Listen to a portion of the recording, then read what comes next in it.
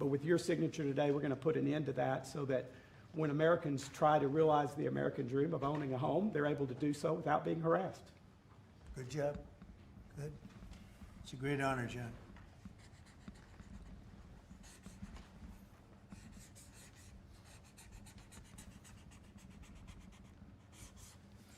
Okay, there it is. And that's going to help a lot of the homeowners of our great country. John, want to hold that? Sure. Thank you, John, very much. Thank you very much. Thank you very much. Okay, Will, you go ahead. And I'd like to leave you with this gift from a constituent back in Tennessee. Oh, I could use that at night. It's an American flag. That's very nice. I like that. Thank you, Mr. President. Thank you very much. That's very nice. Next, we have a number of executive orders for your attention, sir. Okay. From 1789 until 1947, our nation won some of its greatest military victories under the direction of a Secretary of War operating within a Department of War.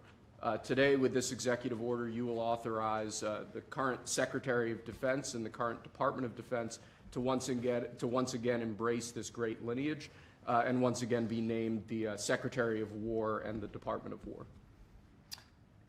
So this is something we thought long and hard about. We've been talking about it for months, Pete and I, and Dan. Dan came into the fold. By the way, a great general. He headed up the, I wouldn't call it an attack. I'd almost call that one maybe even more than an attack. What he did with Iran, you saw the success of that operation. It was perfect. In fact, this was sent to me by the great company that makes that particular B-2 bomber. And it was flawless. It was actually flawless. They flew for 37 hours back and forth, and there wasn't a bolt that was out of condition. There wasn't an engine failure. There was no problem.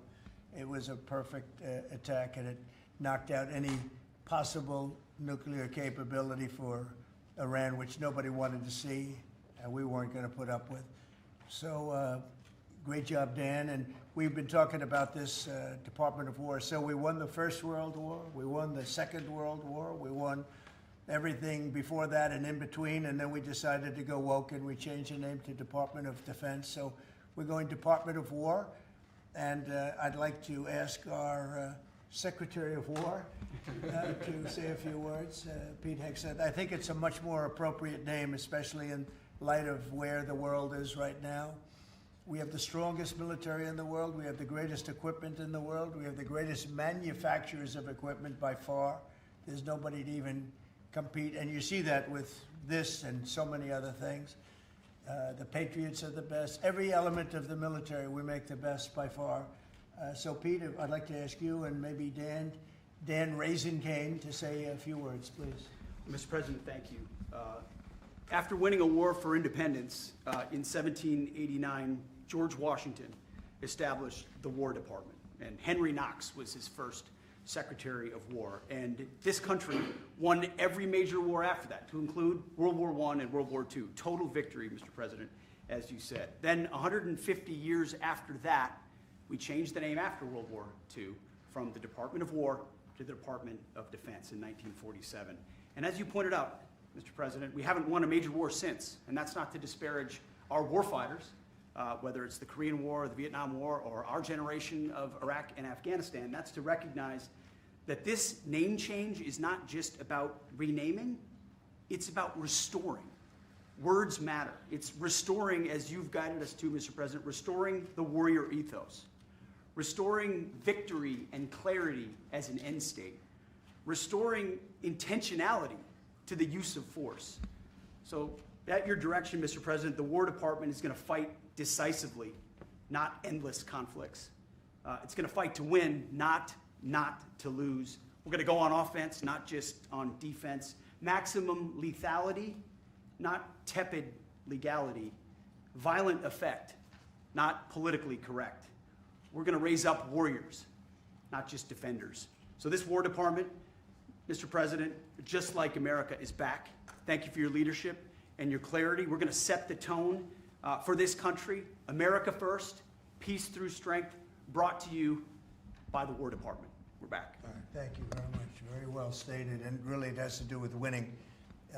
We should have won every war. We could have won every war, but we really chose to be very politically correct or wokey, and we just fight forever.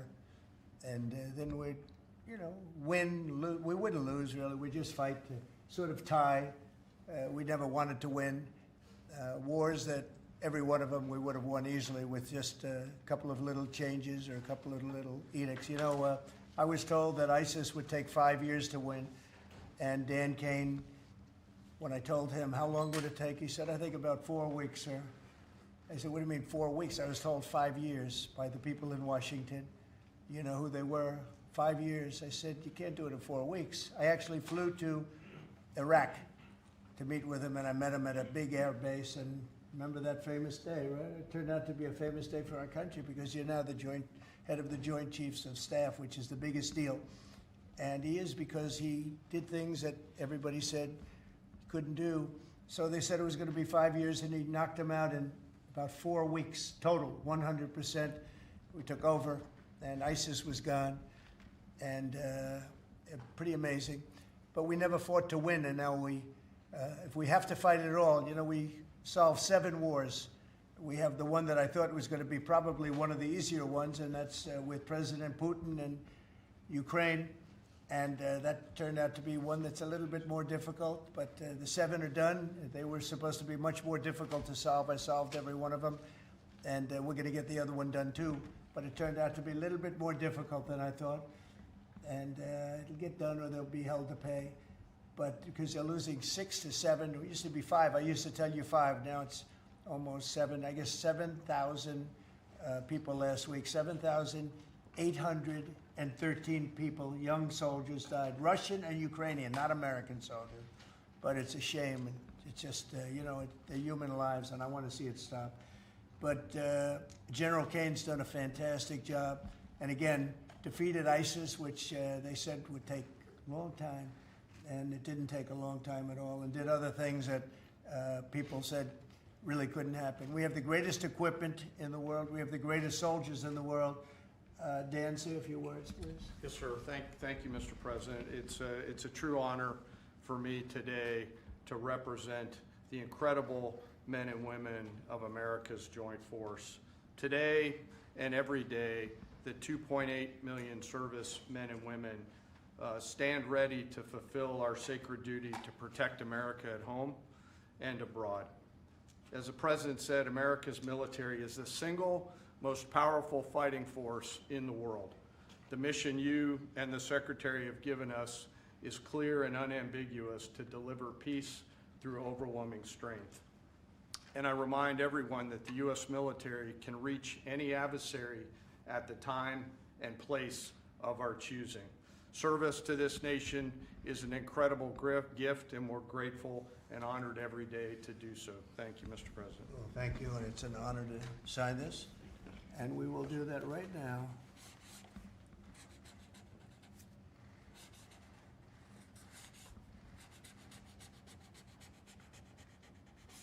I think that's a big one, I'll be honest.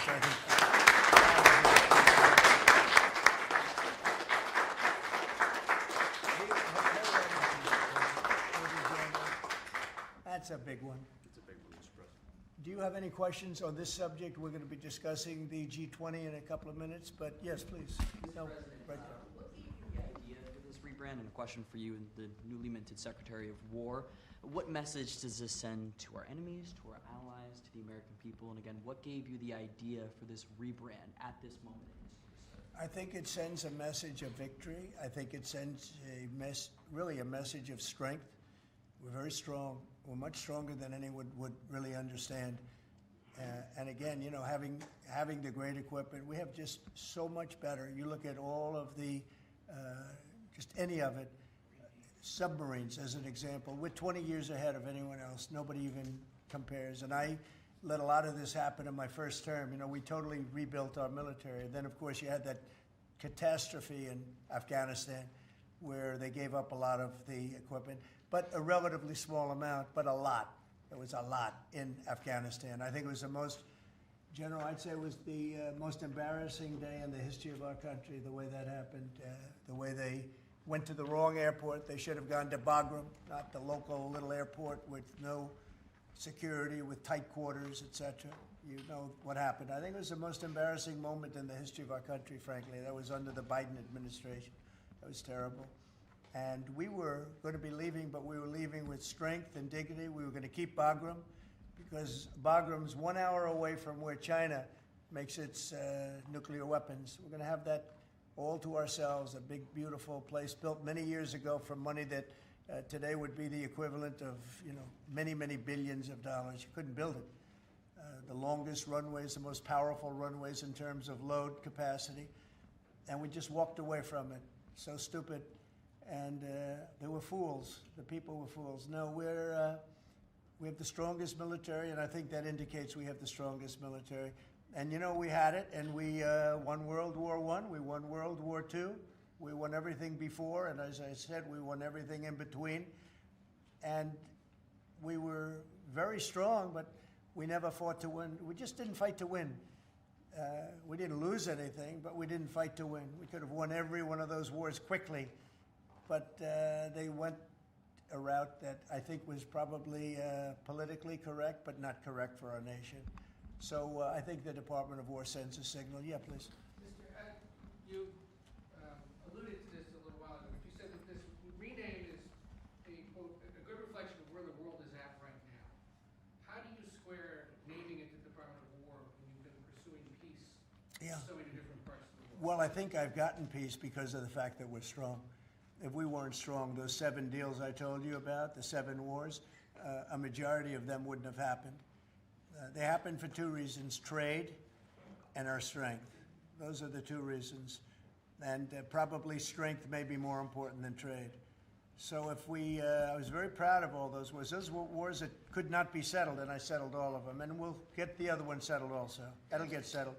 But without the strength, we wouldn't have settled any of them. Yeah, please. Mr. President, is it your expectation that Congress will codify this name change in the law? I don't know, but we're going to find out, but I'm not sure they have to. We're signing an executive order today, but we're going to find out. We're going to see. If they do, we're going with it, and we're going with it very strongly. There's a question as to whether or not they have to, but we'll put it before Congress. Do you know how much this rebrand will actually cost? And are there any concerns about, the Pentagon's mission of actually cutting back on spending? But not a lot. We know how to rebrand without having to go crazy. We don't have to recarve a mountain or anything. We're going to be doing it not in the most expensive. We're going to start changing the stationery as it comes due and lots of things like that. We're not going to be doing things like have been done in the past when they changed the name of forts that shouldn't have been changed. Those names of the forts should not have been changed, at least for the most part. And as you know, many of them have been changed back already. At the request of the communities, every one of those communities said, we want our name back, like Fort Bragg as an example. The people in that community wanted that name back. They refused to call it anything else but Fort Bragg. So we're not going to be spending very much money on that. Yes, Sir, please. when you spoke with the Europeans and Zelensky earlier this week, did you preview this for them, and did you say what security guarantees they might be involved in? This is nothing to do with anybody but the United States of America, the people of America. This is who I talked to about changing a name. This is a very important change because it's an attitude, and we know how to win. We've been winning, and we're going to win like you've never seen. Wait till these factories start to open up that are being built all over the country. You're going to see things happen in this country that nobody expects. We have over $17 trillion in investment coming into the country. We never did anything even remotely close to that. No other country has either, by the way. So you're going to see things that are pretty amazing. But it's really about winning. And what about the security guarantees aspect of that with Ukraine, sir? Well, we'll work that out. We'll help them. Look, we want to save a lot of lives, so we'll do something with that. I think people expect that. We'll help them. Europe will be first in by far, and they want to be first, and they want to see it end. Europe wants to see it end, and it'll end. It'll end all of a sudden. It's going to come together. You watch. Did you want something? Right here. Yeah, behind you, please. Yes. Yes, sir. You haven't been shy about taking bold, decisive, offensive action to protect American values. Strikes in Iran, the strikes this past Tuesday on the positively ID'd Tren de Aragua narco-terrorists. Is that going to be a critical function of the Department of War moving forward? It depends on the individual instance, you know. We don't want drugs coming in from Venezuela or anybody else or any place else, so we'll be tough on that. We don't want human trafficking. We don't want to see people coming in where they open their prisons from all over the world and they dump their prisoners into our country, which is what they did in the Biden administration, where they took insane asylums and places that held people that were seriously mentally ill, mentally incompetent, mentally dangerous, and they dumped those people into our country, and we're trying to get them out now. What they've done, what the Democrats and Biden have done to this country will go down in infamy. What they have done to our country, and especially that, you know, they created the worst inflation we've ever had. That's nothing compared to what they did with the people in our country right now. And we're getting them out, and it's not easy when you have the liberal judges destroying our country. But we've won them all. We've won it all, ultimately won it all. Hard process. It should be easier. We know who it is. We know exactly who we're looking for. We had 11,000 murderers dropped into our country. We've gotten a lot of them out. Or in some cases, they're so dangerous, we were afraid to get them out because they'd come back in. But for the last 120 days, 0 people came in. Can you imagine? This is me speaking, but these are figures developed by, they say, a pretty liberal group of people. They admit that 0 people came into our country. Think of that. A year ago, it was millions of people were coming in. Millions. They were coming in. You could look at them and you could say, big trouble. And that's what we have in our country. But we're getting them out, and despite that, we're doing really well. Yeah, please, Brian. Comment on the recruitment levels across the Yeah. branches. Well, the recruitment's the most exciting thing. So when I was campaigning for the office, numbers were coming out that the recruitment numbers, generally, you can speak to it better than anybody, the recruitment into the military, all branches of the military, and police and firemen and everything else. Anything having to do with like a public service, the numbers were horrible, record-setting bad. And now they're record-setting good. We're setting every record every month for recruitment. We're packed in the Army, Navy, Air Force, Marines, Coast Guard. My beautiful I love Space Command. I see Space Command, but Space Force has been, we've got a waiting list of people wanting to go in.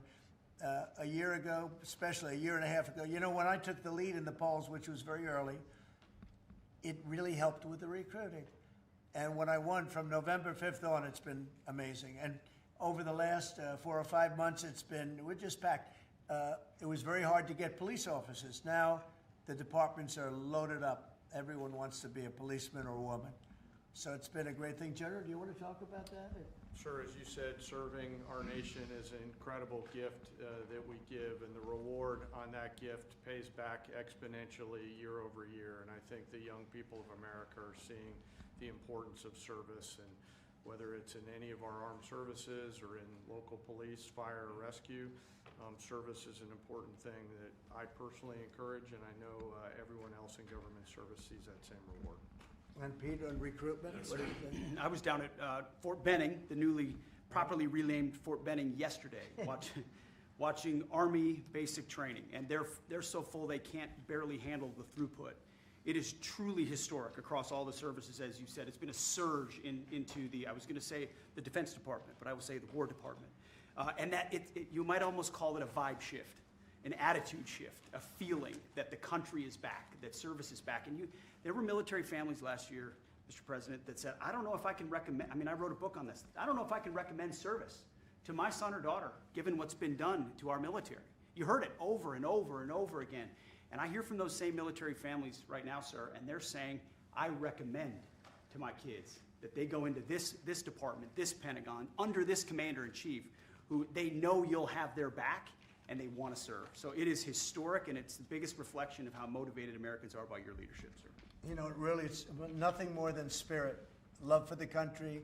I guess the esprit de corps, as they say, You have more of that than we've had, maybe ever, frankly.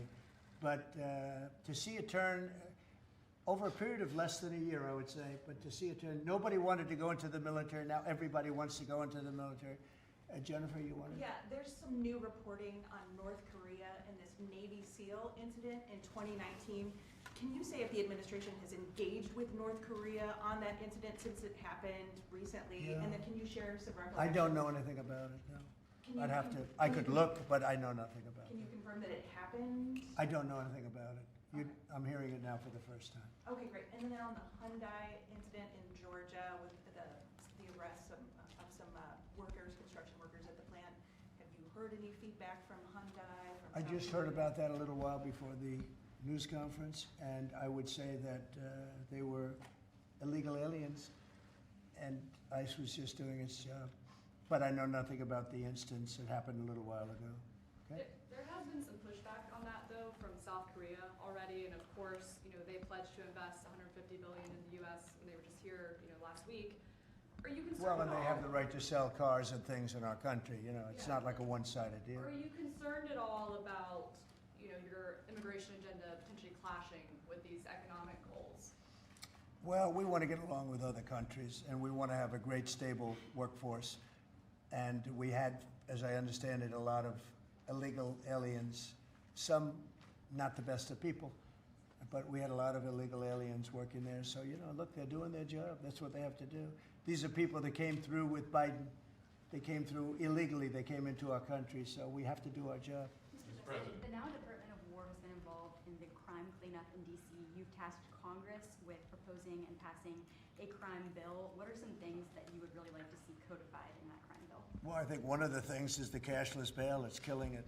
When that came out, originally when that came out the first time, that's when you saw the real big crime start to happen.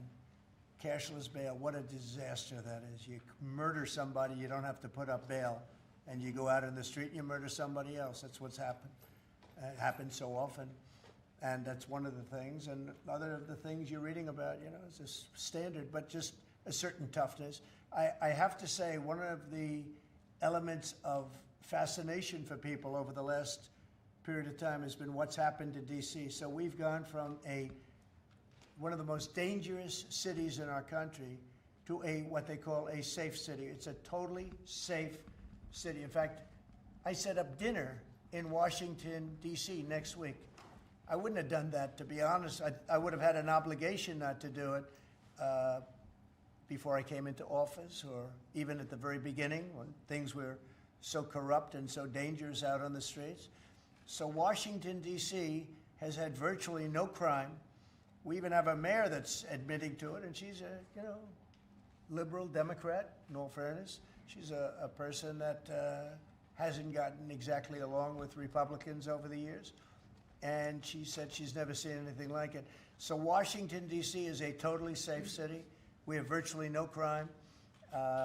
It's gone from the most unsafe city in the United States, almost, just about, to one of the safest cities, maybe the safest city in the United States. That's a tremendous compliment to our military, what we did. The National Guard's done a fantastic job. Yeah, please. Mr. President, can I ask about Florida real quick? Florida House Speaker Daniel Perez was at the White House yesterday as part of a leadership summit. Yes. And we understand you met with him separately.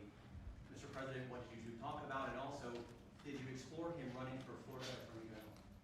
I didn't. We didn't talk about that, but he's done a fantastic job. He's respected all over the country, really. He's a leader, and he's done just a fantastic job. We didn't discuss anything having to do with his future. I'm sure he'd be very good at that. My second question, Alligator Alcatraz, sticking with Florida, a major ruling appeals court blocked a federal judge's order to close it, and it can remain open for now. Your reaction? The governor and everybody else that's been involved. It's an incredible facility. It's housing people for usually a very short period of time before they get brought back to their countries. As you know, we focus on criminals before we focus on anybody else, and we're taking thousands and thousands of criminals out every month out of our country, some of them murderers. And I think Florida's done a great job by building it, and whether it's Alligator Alcatraz or anything else you want to call it, I was there. I visited with the governor, with other people. I guess Nikki was there. Tom Homan's been there a lot. A lot of people have been there from, it's an amazing facility for what it is. It's not a hotel. It's not supposed to be a hotel, but they've done a great job with it, and I'm very happy with the judge's decision. You also mentioned Venezuela. I want to ask one more follow-up question on that. On the U.S. strike on a boat tied to a Venezuelan drug cartel, the Maduro regime is pushing back today. In fact, they say the U.S. seeks regime change through military threat. Your reaction to those words, and also, would you like to see regime change in Venezuela? Well, we're not talking about that, but we are talking about the fact that you had an election which was a very strange election, to put it mildly. I'm being very nice when I say that. I can only say that billions of dollars of drugs are pouring into our country from Venezuela. The prisons of Venezuela have been opened up to our country. They've taken their prisoners, the worst prisoners, murderers, Tren de Aragua. The worst prisoners that you can ever imagine are now happily living in the United States of America. Now, many of them we've gotten out. It's not easy to get them out because of the liberal system that we're working with in many cases, not in all cases.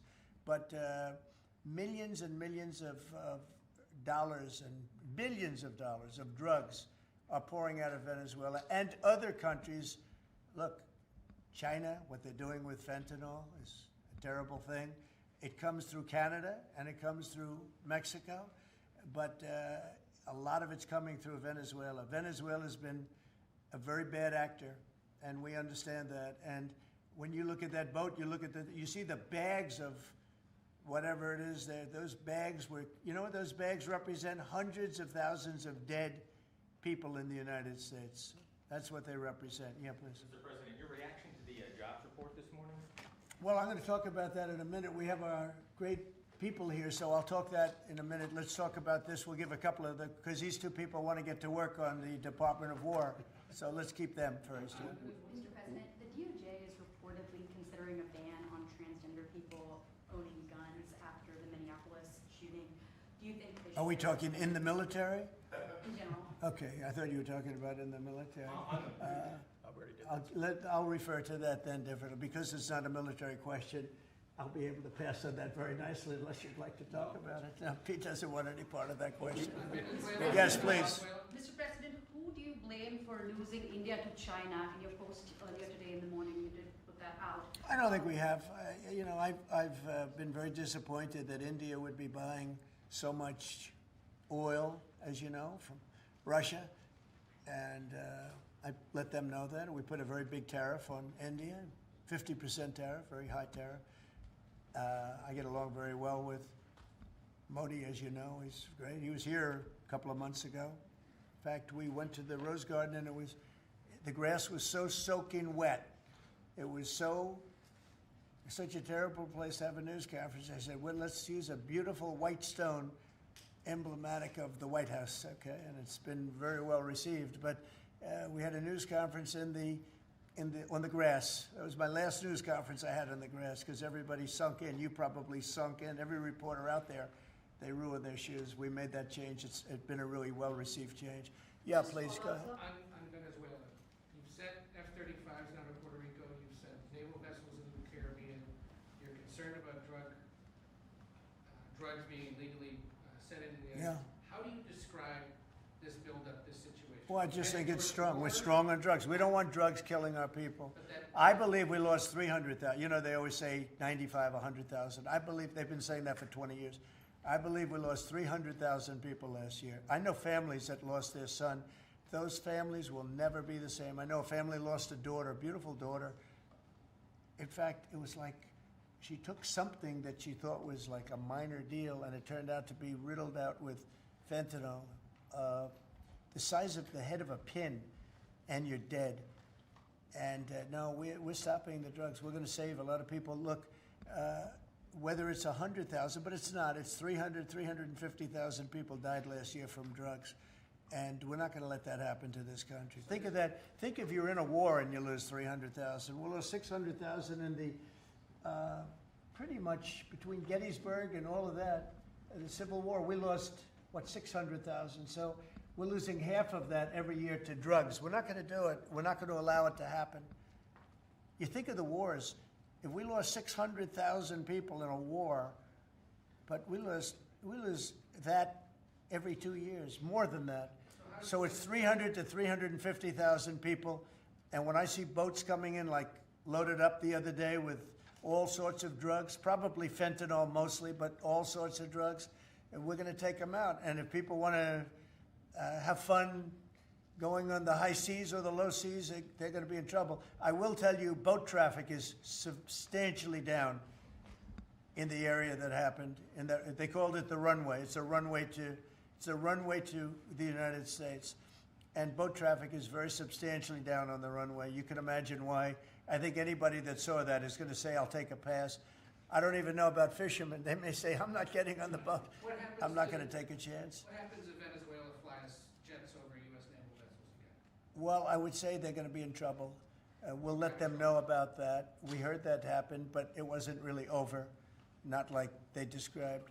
But I would say, General, if they do that, you have a choice of doing anything you want, okay? If they fly in a dangerous position, I would say that you can, you or your captains can make the decision as to what they want to do, all right? Sure. Sir, How close we did have, they get, we have Mr. one more. President? You said they didn't go over. Say it? How close did they get? You said the planes did not Well, I go don't want over. to talk about that, but if they do put us in a dangerous position, they'll be shut down. Thank you very much, everybody. So we're going to now cover the G20, and I'm going to let these people go back to the Department of War and figure out how to maintain peace. Okay? Thank you very much. Thank you. Congratulations, General. Thank you. Great job. Sir, just before G20, we do have one more EO Okay. for you today. And I should also say that the Department of War EO that you signed was actually your 200th EO since you Wow. came back into office on January 20th. That's more than Joe Biden did in his entire term in office, more than Obama did in either of his 2 terms in office. So it's a momentous accomplishment, and congratulations, That's sir. good, but Biden never signed one. No, yeah, They you've were done signed every by one the- up in here. They've moving been signed by forward. the Autopan, right, didn't he? So we really beat him by much more than you think. The 201st executive order, sir, this relates to hostages and wrongfully detained Americans. This provides a new legal mechanism to declare foreign countries to be countries that engage in those sorts of practices and gives your administration powerful tools to get American hostages out. This has been a Right. focus of your administration Yeah. this time around. Adam Bowler's here, and he's done incredible work already. This will give him even more. I think it's great, and more Adam's tools. amazing. So Adam, do you want to describe how many hostages we've gotten out together, you and I, and you and a couple of other people that we know, and Yes. me and a couple of other people that you don't know, but we've gotten a lot of hostages. Do you want to describe it? Mr. please? President, you brought back 72 hostages since your term. If we compare that to President Biden, he has gotten 20 taken. So he is negative 20 taken. 20 taken. They don't take our people so yeah. often. So, Mr. President, That's great. when we spoke, you said that that was a primary focus, and I'll tell you the job is easy because of you. And we paid nothing, too. We pay nothing. We They don't pay exchange. $6 billion. They always Yeah. paid $6 billion for Yeah. 5 people. $6 billion. It was just a number I kept hearing. Not only that, $6 billion plus we'd get like one person, and they'd get 6. They got one, the Prince of Doom, they called him. He was the #1 arms merchant anywhere in the world ever. And they got him out. And on top of that, we paid money. So, no, we don't do that. You know, once you pay money, then a lot of people start disappearing. They start grabbing reporters, too. They think the reporter is going to get a lot of money. And to me, they would. You'll be well taken care of. I better stress that, because otherwise we have headlines. He said this or he said that. No, I'm not smiling about it. But they would. They'd be grabbing reporters. They'd be grabbing everybody. And especially when you pay the kind of money that Biden and Obama, they used to pay money that was crazy. We don't pay. And if you don't pay, they find it to be not a lucrative business anymore. That's fantastic. Would you like to say something? Julia. So it's really Spihar, Special Envoy Bowler, it's Rick Grinnell, it's Steve Witkoff who brought Americans home. But with this EO you are signing today, you are drawing a line in the sand that U.S. citizens will not be used as bargaining chips, and it provides your Secretary of State, Marco Rubio, the same tool set to punish states who take our citizens wrongfully the same way that we can punish those who sponsor terrorists. This is a very significant EO you are signing today, sir. Thank you, Sebastian. Very good. You're doing a great job, too. And this is your director for hostage affairs at the Yes, NSC. and I hear. So Julia was seminal as well to all of this. I heard you're doing unbelievable. Would you like to say something? Absolutely. It's a outstanding EO, absolutely unprecedented action against those foreign adversaries who would take our people. They now know they are on notice, and it's not acceptable. And if you take our people now, you will pay. You know, Adam gave up a job where he was making tremendous amounts of money, big stuff, top of the line, Wall Street, and he wanted to do this. He wanted to do hostages. I offered him other jobs too, very big jobs. He said, I was shocked actually, he didn't want them. He wanted to do hostage negotiation, and pretty amazing. Thank you very much. Appreciate it. Appreciate it. Thank you all. Do you have any questions for them on this very important subject? I think it shows a lot of your leadership as far as fighting for Americans and fighting for humans, and to think that, Joe Biden went in negative territory. Oh, he went way negative. Way negative, and you're actually making progress on this. I think this does send a message to the world that we don't negotiate, we're going to stay strong in that type of what they call business. Well, One little anecdote that may be of interest.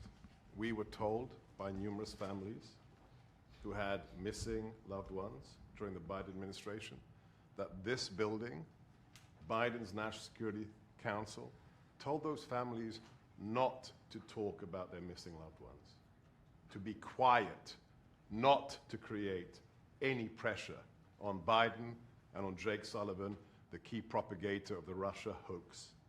This administration has met with those families on a weekly basis. Right. People like Adam, yourself, sir, your envoys are doing everything to get every single American home. Not to tell them not to talk about their loved ones, but bring them home. Well, I can tell you one story that was amazing. A few weeks ago, very little written about it, but there should have been. But it was a very nice gesture. The head of Belarus, who's a very respected man, strong person, strong leader, he released 16 hostages. John Cole, a lawyer who works for me, great lawyer actually, one of the greatest lawyers. But John Cole was over there, and he heard that they had hostages. And you know about this. 16 people he released. And I just want to thank the head of Belarus. But while John was over there, they had, I believe, another 1,400 hostages. Now, not from us, from places all over the world. And just pretty tough place, in all fairness. But they had 1,400. And I believe they're going to be releasing a lot of those 1,400. They're not...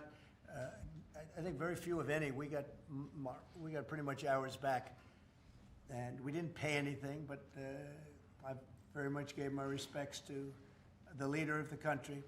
Was again, he's a very strong man, but he's got 1,400 or 1,500 or a large number, and we're talking about releasing them. Some are political, I guess. A lot of them are political, and looks like they're going to be released at some point in the pretty near future. So it's a great thing. They have to respect your country. If they respect you and they respect your country, they release it. If they don't, then you have to pay $6 billion. I mean, $6 billion. Can you imagine that, paying $6 billion? Kind of related, but not really. Could you comment on Tina Peters, who's been locked up